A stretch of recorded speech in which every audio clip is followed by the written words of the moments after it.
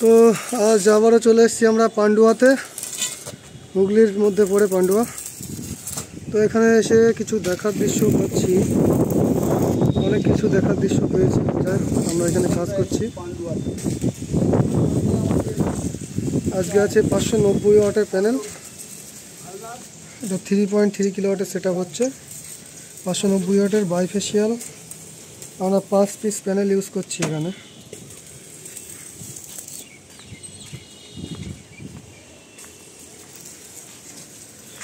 এই যে এখানটাতে কাজ চলছে এবং এখান থেকে ওয়ারিং করে আমরা নিচের তার নিয়ে যাব ডিসি ওয়্যার, যেটা ওই নিচে বসবে। যাই হোক, সঙ্গে থাকুন, সমস্তটাই দেখাবো আমরা একে একে। তো বর্তমানে আমাদের সিনিয়র শঙ্করবাবু তিনি ঝালাই করছেন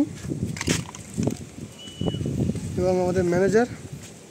হাই, ঠিক আছে, আমাদের পান্ডুয়ার কাজ হচ্ছে আজকে।